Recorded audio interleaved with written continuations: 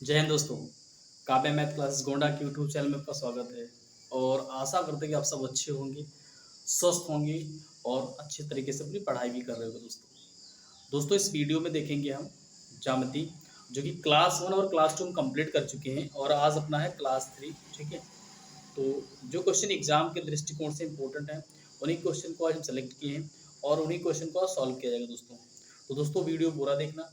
अगर वीडियो समझ में आ रहे, क्वेश्चन समझ में आ रहे हैं तो वीडियो को लाइक शेयर भी करना है और जो हमारे नए साथी जुड़ेंगे ना चैनल को सब्सक्राइब भी कर लेंगे। ठीक है दोस्तों, ठीक है, ताकि थोड़ा चैनल बढ़ेगा तो और पढ़ाने में मज़ा आएगा दोस्तों, क्योंकि अभी बहुत छोटा चैनल है। ठीक है, तो आप सबके सपोर्ट की आवश्यकता है और आप सबके प्यार की आवश्यकता है। ठीक है, ताकि हमारा चैनल और आप सबका चैनल बढ़ जाए। ठीक, ताकि पढ़ाने में और मज़ा आए। तो चलो पहला प्रश्न देखते हैं और प्रश्न अपना ये है। और ये प्रश्न जो है एसएससी में पूछा भी गया, उसी प्रश्न हम सॉल्व करेंगे, डिस्कस करेंगे आज है। ठीक है, तो क्वेश्चन ये है कि दिए गए चित्र में ए बी बराबर बी सी, कोण बी बराबर एक्स अंश तथा कोण ए बराबर 2x माइनस 20 अंश हो तो कोण बी का मान ज्ञात करो। ऑप्शन आपका है 46 अंश, बी है 44 अंश, सी है 68 अंश और डी है 32 अंश। और ये आपका चित्र दिया है, ए बी सी एक त्रिभुज है। ठीक, ए बी सी एक त्रिभुज है और बी की वैल्यू कितना है, एक्स अंश सवाल कह रहा है, और ए की वैल्यू 2x माइनस 20 अंश होगा। लेकिन ए बी और बी सी आपस में बराबर है। ठीक है, तो अगर ये 2x माइनस 20 होगा तो ये भी 2x माइनस 20 हो जाएगा। ठीक, ये दोनों एंगल आपस में बराबर हो जाएंगे और बी की वैल्यू एक्स अंश दिया गया है। ठीक, तो हम सब जानते हैं, पहले पढ़ चुके हैं कि अगर त्रिभुज के तीनों अंतःकोणों का जो योग होता है वो 180 अंश होता है। ठीक, त्रिभुज के तीनों अंतःकोणों का जो योग होता है वो 180 अंश होता है। तो यहाँ पर हम लिखेंगे कि कोण ए प्लस कोण बी प्लस कोण सी बराबर 180 अंश। अगर हम इन तो तीनों कोणों को जोड़ेंगे तो इनकी वैल्यू कितना होगा, 180 अंश हो जाएगा। और इस सवाल में तीनों कोणों की वैल्यू दिया गया है। ठीक है, तो यहाँ पर हम लिखेंगे कोण ए की वैल्यू कितना है, 2x माइनस 20 अंश है, इसको ऐसे लिख देंगे। प्लस कोण बी की वैल्यू कितना है, ये x अंश, इसको ऐसे नोट कर देंगे। और कोण सी की वैल्यू कितना दिया है, कोण सी की वैल्यू दिया है 2x माइनस 20 अंश दिया है, बराबर कितना 180 अंश के हो जाएगा। ठीक, क्योंकि a की वैल्यू इतना था, b की ये वैल्यू था और c की वैल्यू ये था। इन तीनों वैल्यू को हम जोड़ेंगे और इनकी वैल्यू किसके बराबर होगी, 180 अंश के बराबर हो जाएगी। ठीक, अब यहाँ हम जोड़ेंगे इनको। ठीक है, तो बी 2x और एक 3x, 3 2 5x, मतलब x अंश को एक साइड जोड़ लेंगे और माइनस 20 और माइनस 20 माइनस 40 अंश हो जाएगा, बराबर कितना 180 के हो जाएगा। जब हम 5x अंश की वैल्यू निकालेंगे तो 180 लिखेंगे, ये माइनस में है ना, उधर जाएगा, प्लस 40 अंश हो जाएगा। और जब हम 5x अंश की वैल्यू निकालेंगे तो कितना हो जाएगा, 180 में 40 जोड़ेंगे तो 220 हो जाएगा। अब क्या करेंगे, हम 5 से भाग करेंगे इसमें, 5 दूनी 10, 5 चौके 20 और कितना बचेगा, 2 बचेगा 20, 5 चौके 20, मतलब x अंश की जो वैल्यू होगी वो 44 अंश हो जाएगी दोस्तों। तो दोस्तों इस प्रकार से ऑप्शन नंबर आपका बी जो होगा बिल्कुल करेक्ट हो जाएगा। ऑप्शन नंबर आपका बी बिल्कुल करेक्ट हो जाएगा। बी जो होगा 44 अंश हो जाएगा और बी की वैल्यू ही पूछ रहा था, मतलब x की वैल्यू ही पूछ रहा था, तो x की वैल्यू कितना आ गई, 44 आ गई। तो दोस्तों इस प्रकार से 44 का आंसर हो जाएगा। ठीक है, हाँ दोस्तों अगला क्वेश्चन देखते हैं और क्वेश्चन अपना ये है कि चतुर्भुज एबीसीडी की भुजाओं में बीए और डीसी को चित्र के अनुसार आगे बढ़ाया गया है, तब x अंश प्लस y अंश का मान ज्ञात करो। ठीक है, तो ये आपका एबीसीडी एक चतुर्भुज है और बीए बीए को आगे ई तक बढ़ाया गया है और सीडी को आगे एफ तक बढ़ाया गया है। ठीक है, और ये आपका ऑप्शन है कि ए बी अंश और प्लस सी अंश होगा, बी ऑप्शन है ए अंश प्लस बी अंश होगा, सी ऑप्शन है सी अंश प्लस ए अंश होगा और डी ऑप्शन है ए अंश प्लस सी अंश होगा। ठीक है, ये ऑप्शन दिया गया है। तो यहाँ पर बहिष कोण दिया गया है, यहाँ पर भी बहिष कोण दिया गया है। ठीक है, और ये आपका डी जो दिया है, डी की वैल्यू y अंश है और x की वैल्यू b अंश दिया हुआ है, मतलब b की वैल्यू x अंश दिया है। तो यहाँ पर जो हम a की वैल्यू निकालेंगे, सबसे पहले हम लिख लेंगे यहाँ पर a की सब वैल्यू निकालेंगे हम, तो इनको अगर हम प्लस कर देंगे तो कितना होगा, ये एंगल कितने का बनेगा, 180 का अंश बन जाएगा। पहले यहाँ समझिए, अगर हम इनको हम a की वैल्यू निकालेंगे तो कितना बनेगा, b प्लस b अंश और प्लस यहाँ क्या होगा, टोटल जो होता है मतलब ये टोटल 180 अंश का होता है, लेकिन जब हम a की वैल्यू निकालेंगे तो 180 में से क्या करेंगे, b को माइनस कर देंगे। तो यहाँ हम लिख सकते हैं कि a की जो वैल्यू होगी वो 180 माइनस b अंश होगी। और इसी प्रकार b की वैल्यू कितना दिया है, x अंश दिया है, और c की वैल्यू भी निकालेंगे हम। तो 180 में से a को माइनस करके किसकी वैल्यू पता करना है, तो 180 में से a को घटाएंगे तो कितना हो जाएगा, c की वैल्यू हो जाएगा। और d की वैल्यू कितना दिया है, y अंश दिया है। ठीक है, और हम जानते हैं, हम पढ़ चुके हैं कि चतुर्भुज के चारों अंतःकोणों का जो योग होता है वो 360 अंश होता है। तो यहाँ पर हम लिखेंगे angle A plus angle B plus angle C plus angle D बराबर 360, और a की वैल्यू कितना है, 180 अंश माइनस b अंश, और b की वैल्यू कितना है, x अंश, प्लस c की वैल्यू कितना है, 180 माइनस a अंश, और प्लस d की वैल्यू कितना है, y अंश, बराबर कितना 360 की हो जाएगा। अब हम लिखेंगे यहाँ पर 180 और 180 कितना हो जाएगा, 360 हो जाएगा, x प्लस x अंश प्लस y अंश और माइनस a अंश माइनस b अंश बराबर कितना 360 हो जाएगा। और सवाल कह रहा है कि x अंश प्लस y अंश की वैल्यू निकालो।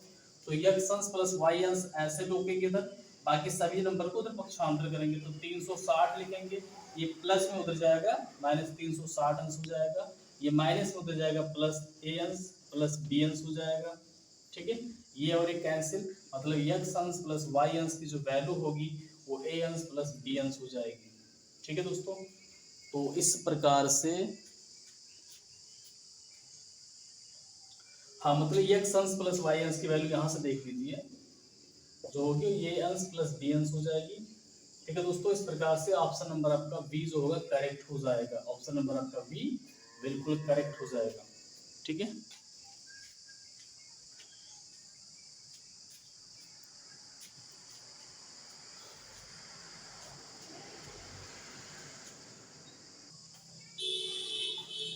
हाँ दोस्तों अगला क्वेश्चन देखते हैं। क्वेश्चन अपना ये है कि एक समतल भूमि पर 6 मीटर और 11 मीटर ऊंचाई के दो खंभे ऊर्ध्वाधर खड़े हैं, यदि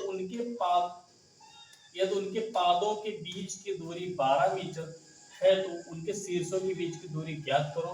ऑप्शन आपका ये है 11 मीटर, बी है 12 मीटर, सी है 13 मीटर और डी है आपका 14 मीटर। ठीक है, दो खंभे जो है समतल ऊंचाई पर लगे हैं, समतल जमीन पे लगे हैं, एक की ऊंचाई 11 मीटर है और एक की ऊंचाई 6 मीटर है, और उन दोनों खंभों के बीच की जो डिस्टेंस है मतलब पाद और उनके पाद के बीच की जो दूरी है मतलब जिसके बीच की दूरी है वो 12 मीटर दिया गया है। और क्वेश्चन पूछ रहा है कि उनके शीर्षों के बीच के डिस्टेंस से क्या होगा। ठीक है, तो पहले यहाँ पर फिगर बनाएंगे और फिगर के बाद सॉल्व करेंगे। ठीक है, तो मान लिए कि ये आपका 6 मीटर खंभा हो गया और ये आपका 11 मीटर का खंभा हो गया, इनके बीच की दूरी कितना है, ये 12 मीटर बता रहा है। ठीक, इनको ऐसे मिला देंगे डैश डैश। ठीक है, अगर ये 6 मीटर का हुआ तो टोटल 11 मीटर का, तो यहाँ तो 6 हो जाएगा, बचा कितना 5 यहाँ तक हो जाएगा। ठीक, पहले समझिए यहाँ पे इसका नामकरण कर दे ए बी सी डी और ई। कह रहा है कि दो खंबे लगे, एक खंबा 6 मीटर का हो गया, दूसरा खंबा 11 मीटर का हो गया। तो अगर ये यहाँ तक 6 है ना तो ये भी खंबा यहाँ तक 6 होगा। ठीक, 6 लिख दिए, तो बचा कितना 5, तो 5 ऊपर हो जाएगा, 6 5 11 टोटल हो गया। ठीक है, और उनके बीच के डिस्टेंस कितना 12 मीटर है, तो अगर ये 12 मीटर है तो ये भी 12 मीटर होगा। ठीक है, अब पूछ रहा है कि शीर्ष के बीच के डिस्टेंस का, मतलब इसकी वैल्यू पूछ रहा है हमसे। ठीक है, तो हम देख रहे हैं कि EAD एक समकोण त्रिभुज बन रहा है। क्या बन रहा है, EAD एक समकोण त्रिभुज बन रहा है, तो यहाँ पर पाइथागोरस थ्योरम लग जाएगा। तो आधार दिया है और लंब दिया है और कर्ण मतलब निकालना है। तो यहाँ जब हम x की वैल्यू निकालेंगे मतलब इसकी वैल्यू जब निकालेंगे तो इनका स्क्वायर और इनका स्क्वायर जोड़ देंगे। तो 12 के स्क्वायर और प्लस 5 के स्क्वायर, इसके ऊपर अंडर रूट लगा देंगे। तो 12 अंदर 144 मतलब 50 25 कितना हो जाएगा 169 हो जाएगा। और 169 का वर्गमूल कितना होता है, 13 होता है। तो इस प्रकार से इसके शीर्षों के बीच की जो दूरी होगी 13 मीटर हो जाएगी। और ऑप्शन नंबर आपका सी जो होगा करेक्ट हो जाएगा दोस्तों। ऑप्शन नंबर सी जो होगा करेक्ट हो जाएगा। हाँ दोस्तों, अगला क्वेश्चन देखते हैं। क्वेश्चन अपना ये है कि दो बिंदुओं ए 2, 3 और बी -1, के बीच की दूरी है। ठीक है, ऑप्शन आपका ये है 10, बी है 2, सी है 5 और डी है 4। दोस्तों, दो बिंदुओं के बीच की दूरी का फार्मूला होता है, दूरी बराबर होता है x2 - x1 का whole square plus y2 - y1 का होल स्क्वायर, और इसके ऊपर अंडर रूट लग जाता है।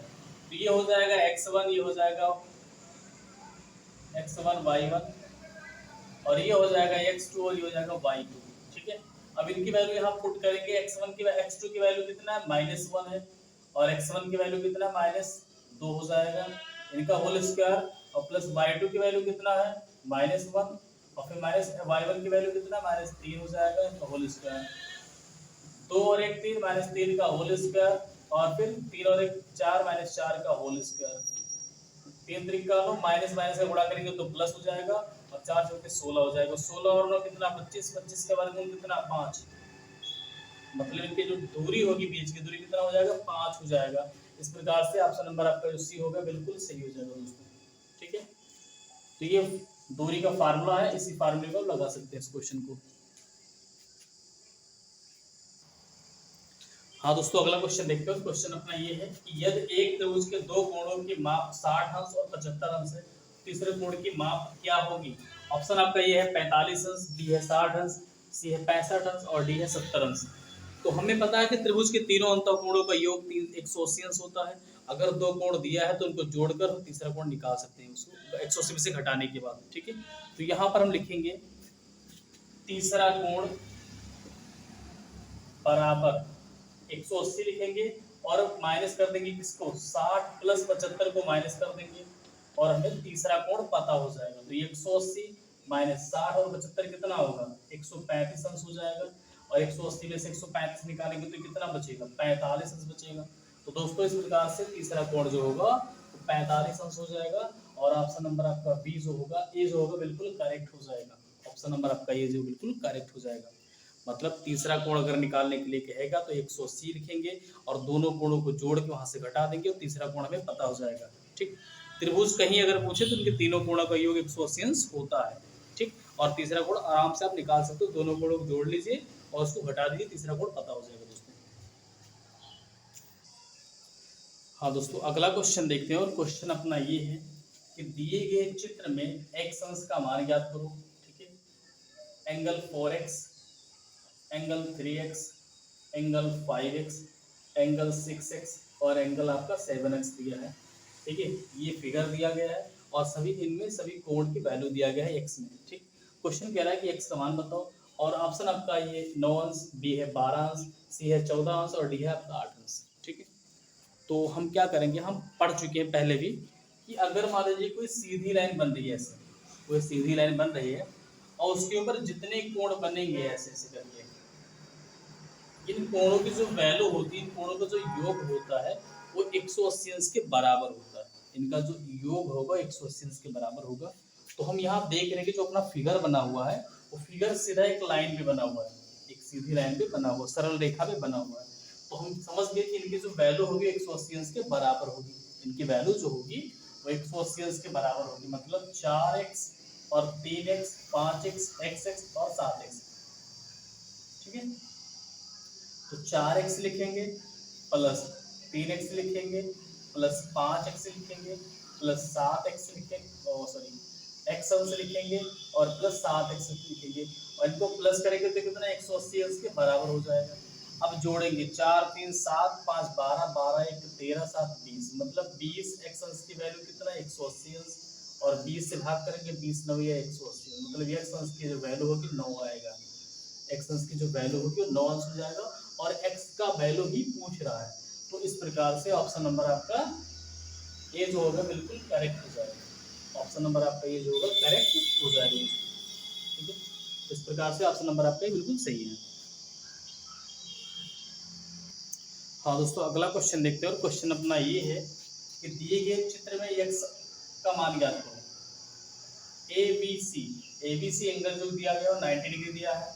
सी बी डी एंगल 3 अंश दिया है और डी बी ई एंगल जो है 6 अंश दिया हुआ है। ठीक है, और ऑप्शन आपका है ये 7 अंश, बी है 8 अंश और सी है 10 अंश और डी है आपका 12 अंश।